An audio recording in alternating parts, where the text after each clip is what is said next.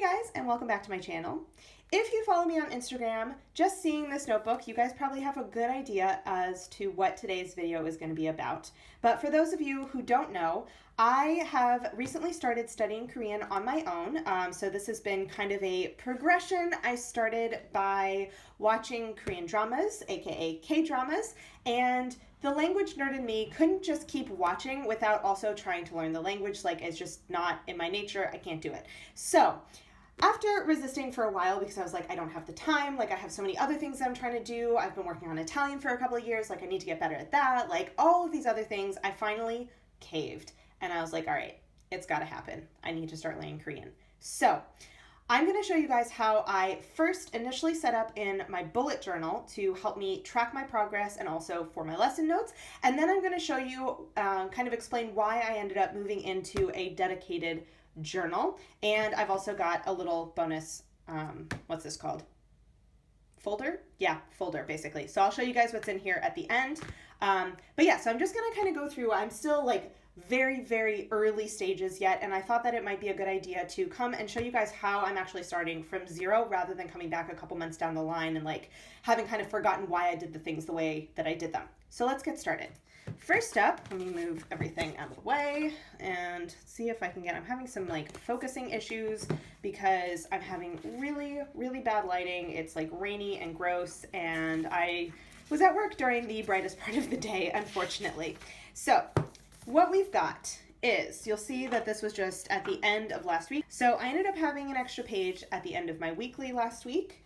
And so I decided that I wanted to find a way to track my progress. I use an app called Talk to Me in Korean, and I wanted to write Talk to Me in Korean on the front. However, you will notice that I did not have enough room. I should have written it smaller. Oops. And so I attempted to look up the word for Korean in Korean and just write it there because it was easier to squish in the word in English for Korean, obviously.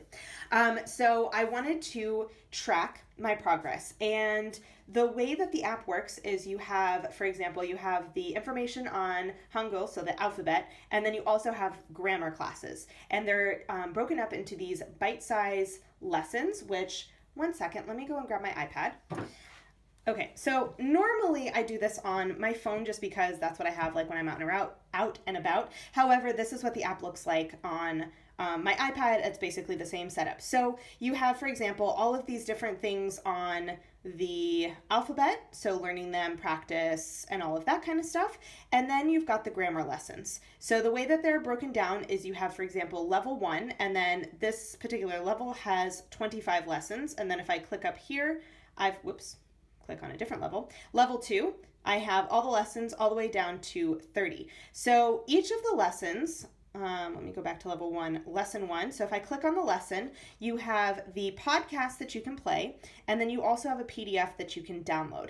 So if I recall, the first lesson was only like 5 to 7 minutes long. It was quite short. So they're actually pretty bite-sized. They're between, like 5 and 15 minutes so far. I don't know if later on they're going to get a little bit longer, but they've kind of kept them as these like bite-sized lessons. And you actually have these two people are the host. So they have this like really cute banter back and forth, and they like make it like more conversational. And I really enjoy the way that they explain things. I find it to be very clear.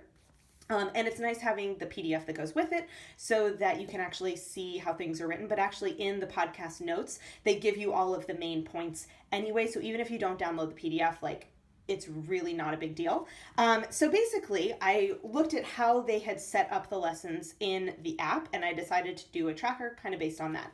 So I have level 1 and level 2, and I stopped there because I figured, I'm going to move into a new bullet journal in January. There's actually probably no way I'm going to even get through level 1, but to fill up the page a little more, I just went ahead and did level 2, and I'll do like a new tracker once I move into my new bullet journal. So I did level 1 and level 2, and I decided that I wanted to do it like I was filling it up, so I started at the bottom. However, you might notice that I actually have little numbers here in Tombow that I then went over, like I colored over, because I wanted to have each level on like one column, and I got ahead of myself and I started skipping lines. So obviously I wasn't going to be able to fit 25 lessons on one column if I skipped lines. So I had to fix it. So I ended up just doing this bar, and what I ended up doing is I started down at the bottom, like I said, so I can fill up my tracker. and I have the lesson numbers, and then I just fill in the date that I actually do the lesson on here. So that is the tracker portion of this, and that just kind of helps me remember like when I did it, how far apart I've done the lessons, how many I did in one day, what have you, just kind of basic tracker. And then because I did have this extra space and I didn't want to put level 3 in here since I knew I wasn't going to get to it while I was in this particular bullet journal, I went ahead and I did a really condensed version of the alphabet. So you'll see here that I have the consonants, so the base consonants and then the double consonants, and I actually went back in pencil to write in. The consonants I'm pretty good with, like I actually know most of them at this point. Sometimes with the ways that they have to be pronounced, if it's at the end of a syllable unit or at the beginning or what have you, sometimes I get a little like fuzzy on that, but like by and large, I've memorized the consonants. But then I have the vowels, and the vowels are what really get me. So I have the base vowels and then the compound vowels. So these ones, when you have the compound vowels, you actually add either a y or a w sound at the beginning. And like some of them are either vowel sounds that don't really exist in English, or they're like, for example, which one here? This one, for example, they said it's pronounced basically like dress. When I hear it, that's not necessarily what I hear. And so I'm having a hard time like matching them up, like what I'm hearing and what I'm seeing written and like that kind of stuff. So that's like where I really need to work on. So I wanted to have the alphabet just here so that I could like refer back to it if I needed to. And once I had done that, so I had this extra page and I had already set up, once I had this page left over from the previous week, I had already set up my new weekly. So you'll see that this is actually this week, and I did it, or this is week 50. I'm not sure when this is actually going to go live. We're going to see. I have to figure out when I have time to edit and all that. But basically, this is week 50, and I decided to get some practice just writing in Hangul, because obviously it's a new system of writing. You have to like get accustomed to how the strokes work, and because I'm left-handed, a lot of them feel backwards to me, the way that you write is you basically do top to bottom and left to right, or left to right and top to bottom, however like the direction is. But that means that, for example, when I have something like this, they actually do like 2 strokes for this particular vowel sound. And so the way that you're supposed to do it is left to right, top to bottom. And then when you do this one, for example, it's left to right, and then left to right, and then left to right. However, my brain's like, well, wouldn't it just be easier to be like, do, do, do, done? Or I want to go right to left because I'm left-handed, and that's just like the way, my pen drags that way rather than dragging this way if I were a righty. So I figured it was a good idea to get some more practice in. At this point, I only have week, the month, and then the days of the week, because I didn't want to look up too many words that I didn't know, but I figured that I could at least start acclimating myself and like starting to recognize some of these basic like time markers. I thought that would be really helpful. So I had my weekly, and I had already set up my first daily, and I decided that I wanted to actually do my class notes in my bullet journal. So the way that I did it is I just basically decided that I was going to dedicate this spread, and I would see how it went from there. And so I've got the lesson number, so lesson 1, the date that I actually did it, and I completely screwed up. I thought it was the 10th for some reason, but it was actually the 11th, but whatever. And so basically I do these bullet points for any of the major vocabulary that you learn. In that particular lesson, followed by the Hangul, followed by the romanization, followed by what it actually means, like what the word breaks down to, and then for some of them I just wrote like what the word in English meant. So for example, 안녕하세요 is hello, but it like breaks down into like peace plus like you do or do you, because it can be a question. So that was kind of how I did it. But as I went on, I sometimes did that, sometimes didn't. But basically I wanted to make sure that I had the Hangul, the romanization, and what it meant, so that I could, and any notes that they had about it, so that I could then go back and practice.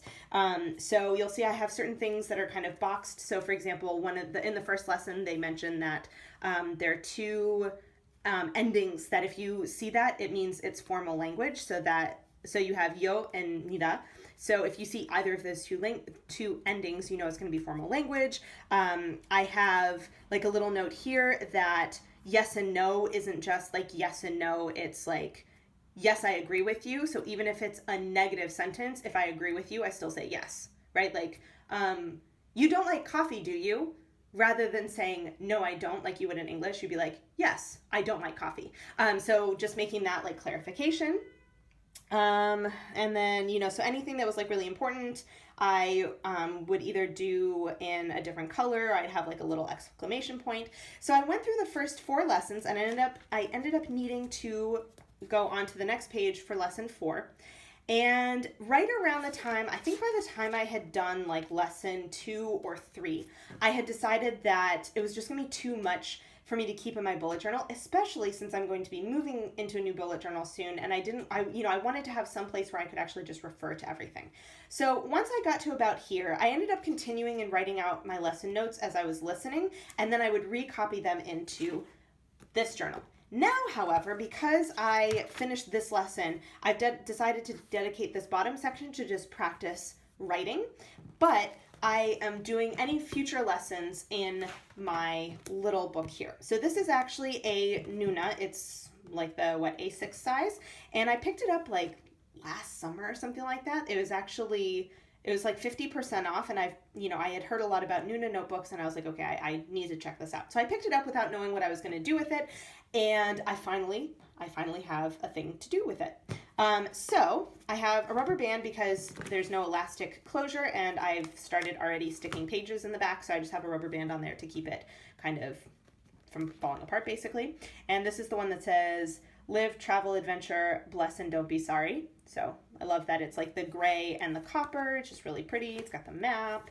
Anyway, so I am planning at some point to write something in here. I just haven't yet. So what I did is I decided I wanted to set it up bullet journal style so that I could, index things and it would be easier hopefully to find and what have you. So I didn't mess around with this page because it's like glued on to the front cover. So I just went ahead and I did my index. So I dedicated 2 full spreads for an index because 1, the pages are pretty small, but there's still a lot of pages in the notebook, and 2, I didn't want to run out. So I have 2 full spreads of index, and I just did a really simple header, and you'll notice that I do my standard where I have whatever the thing is followed by the page number after a colon. So I just have what I've got in here so far, and actually need to go back through and fill in a couple of more things, but moving on. So I did not number the index. I started page 1 on this right side, and I left this page blank thinking that worst case scenario, or depending on how things go, either I make it into another index or I just do like a quote or something on here, but I wanted to start on this page so that I would have the entire alphabet just on this right facing page. That just made sense in my mind. So I went ahead and I did the entire alphabet again, and you'll see that I did not actually write in pencil or pen or anywhere any of the romanization. It is just the alphabet in Hangul. And I wanted to just have it all together so that I could just see it at a glance. Because one of the things that they have in the Talk to Me in Korean is they have these really handy little guides for each letter, so each consonant and each vowel. So they basically go through each one. So they give you what the letter is, so like what it looks like. They give you the strokes. So you'll see this is just one particular stroke. It's just one continuous line. They give you the name of the letter in Korean. They give you the sound that the letter makes, and then for a lot of them, they also give you the sound it makes at the beginning of a word, in the middle of the word, and at the end of the word, which I find personally very, very helpful. And so I wanted to make sure I had this as like a reference in here. So I went ahead and I did the entire alphabet like so. So you'll see one of, like this one, for example, has 3 strokes. And I did it in a really light gray Staedtler fine liner because I didn't want it to be super like in your face. I wanted to mostly see the letter. But for example, I think it's on the next page, I, for some reason, always have a really hard time remembering that you do like the first line for M and then here and then the third one. And so it's nice for me to actually have it. But as I get like better at it, I wanted to still have it as a reference guide without having like the stroke guides be super in your face. So just going through, I have all the consonants. Some of them, for example, they're just like the aspirated version of a different letter, so there aren't any sounds to go with it. So whatever the notes were that were in the app, I basically just kind of transcribed down here. Some of them I sort of shortened just to not take up as much space, but I like to have the names of the names of the letter oh my goodness. I like to have the names of the letters, so that was something I wanted to make sure I had in there as well. And then we start in with the vowels. So you'll notice the vowels don't actually have names, but they do have how they represent the vowel in romanization and the sound that it makes. There we go. And this one, for example, has no English equivalent. It's just like between these two particular letters. So some of them, you know, there really weren't that many notes. This one was actually one that I hadn't realized before, but it's apparently the pronunciation of this particular vowel and this one are now like identical. So good things to know. So just basic notes on here. You'll notice the vowels, there's a lot less going on because there were a lot fewer notes actually on the pages. So that was the end of my alphabet. So I wanted to have that front and center in the notebooks that I had it as a reference. And then I went ahead and I transcribed my Talk to Me in Korean lessons. So very similar setup to before where I've got the lesson. I just decided to box it. Rather than saying like lesson 1, I have the level and the lesson. So this is level 1, level 1, lesson 2, etc. And I just boxed it in the red. I still have the date on there. And then I have the same setup as I had before where, you know, I box certain things that I want to definitely like remember, and I bullet any of the like new expressions or new words that we learned in that particular lesson.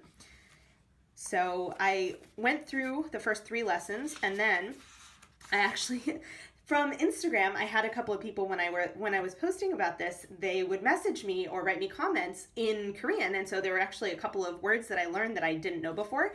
So after I looked them up and like confirmed what they were on like word reference, I went ahead and wrote them in here, which this one actually so this was a direct message that I got. And when I like transliterated it to myself, and I was like, oh my God, I actually know that word. So I was really excited. But the other ones I had to actually look up on word reference because I wasn't sure at all. So I just have like a startup, like other vocab. And then because I had looked up the days of the week and like day, week, and month for my bullet journal, I just decided to copy those in.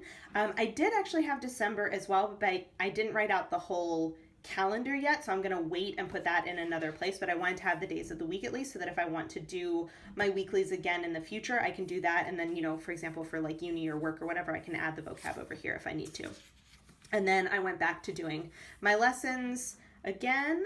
Whoops. I really hope this is going to focus well enough for you guys. Sorry about that. So, you know, this was actually, some of them, they're getting longer now the further I go in. So it was really cool because, you know, the first lesson is you learn hello and thank you. Then you learn yes and no. So they're like pretty short lessons, but it's nice because they give you a lot of context. So for example, rather than just saying like, hey, here's yes and no, this is also what it means. They're also like, oh yeah, by the way, you're going to hear it a lot because it's also a filler word where it can mean like, I see, I got it. Okay. Like, yes, I am like following the conversation. And so I find it really helpful that they give you a lot of that cultural information as well, which is fantastic. The third lesson was for goodbye. And there's like a couple of ways to say that.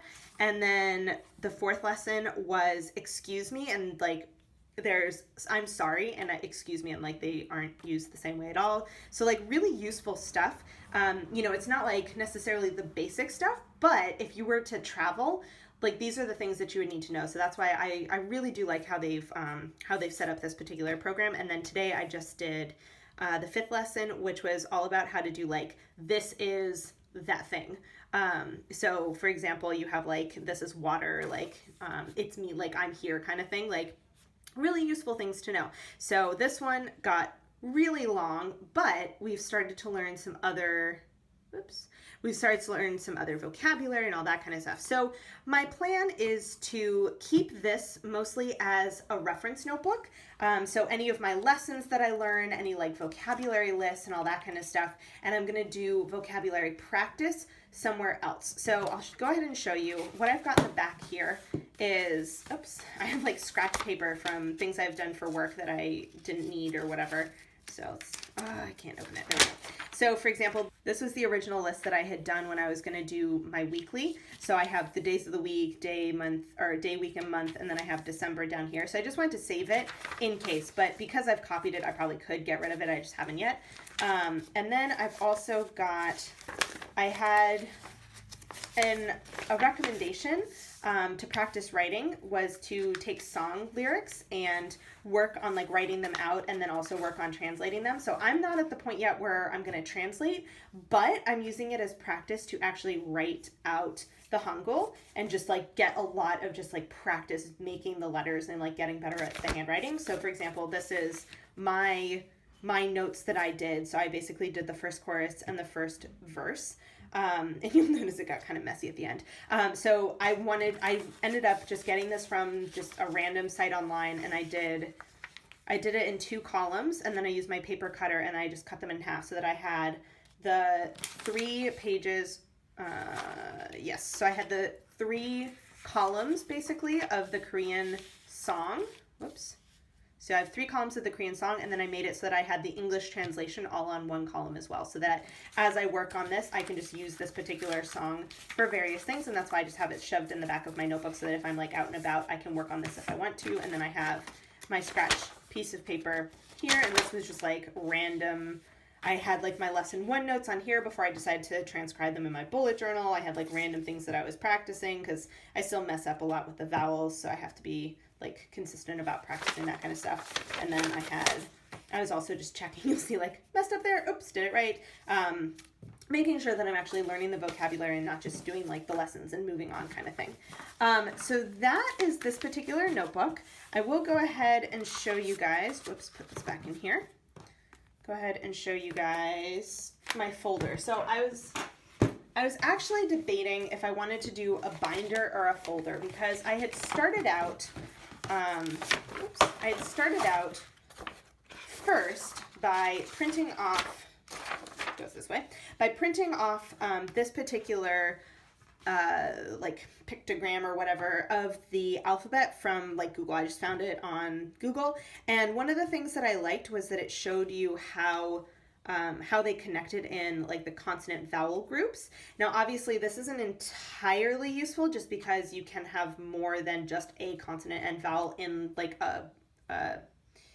in a unit, but at least to start it was kind of interesting to see like how they actually connected out. I haven't really used it as much just because I'm trying to use words like from the lessons or from the lyrics to actually practice that rather than trying to like make it up myself while I'm still beginning. Like I don't mind trying that sometimes just to see like how close I get, but I also don't want to accidentally teach myself like bad habits. So I'm holding on to this, but I'm just kind of putting this off to the side. And then I actually had printed out the first lesson and the second lesson. So I just did them like this. And I've since decided, you'll see I'm up to lesson 5 and I haven't printed them out. I since decided that it was probably a better idea to just leave them in digital format because I can get them anytime I want on the app. And then I have handwritten notes in my notebook. So, and obviously like I condensed the notes a lot. So if I ever want to go back and read the full class notes, I can go on the app and actually read them, but I decided it wasn't really worth it to print it out. So what I'm going to end up using this folder for is, if I have random pieces of scrap paper and that kind of stuff, I'm going to use that in here. I'm thinking that in order to have like a practice notebook, I'm thinking I'm actually going to use, I actually get these, so I get these packs of notebooks from Hema where it's 3 notebooks, like just this size, and I get grid, 3 notebooks for like a euro or something, like super, super cheap. They don't hold up super well, obviously, but in terms of practicing and like really repeating vocabulary, I think that this would be a good thing to do. So that way, if I want to bring this, with me on a trip or something, I can just throw the notebook in this particular folder, or I can just bring it like with this, and I don't really care if it gets bent up because it's going to be something that, when I'm done practicing, I'll file it in here or eventually just like throw it away once I get better or what have you. So that is basically what I'm doing for Korean. At this point, I am not really focusing a ton on speaking. I'm just trying to get the basics because obviously I still need to finish learning Hangul, and I need to actually have some more vocabulary before I can say stuff. But I'm really trying hard to work on like the written aspect for the moment. And then once I get a little bit further along, I have to see like what I'm going to do to add to that. I know there's tons of resources out there. I'm thinking of using Duolingo to practice now that I'm learning the alphabet to actually get like more repetition, because I tried doing the Korean part of Duolingo when it first came out, but because I didn't really have a basis at all in Hangul, it was really difficult. Like I find that the app just doesn't help you learn the alphabet, it helps you practice the alphabet. So I'll probably end up using that. I know there's other like YouTube channels and that kind of stuff. I will obviously keep watching my K-dramas, and I definitely am like picking out things. Like for example, when they taught us in lesson 5 how to say like "it's me," I was like, oh my gosh, yeah, I hear that all the time. Or like the last thing that they taught us was, what is it? And it's something that you hear constantly. And so it's really nice to now be able to like match that with like, oh, I know how to write that. I know what that means, and I'm hearing it all the time in the shows. So we'll see how it goes. If you guys have any tips or tricks for me, please let me know down in the comment section. I hope that this helped you if you are also a language learner and you tend to, kind of do things on your own. You don't necessarily have a dedicated class or a teacher. I hope this maybe gave you some ideas for how you can like kind of organize yourself. But yeah, that is all I have for you. And like I said, I apologize about the lighting. I'm going to do as much as I can to fix it in editing. But other than that, hope you guys have a great day, and I will see you in my next video. Bye.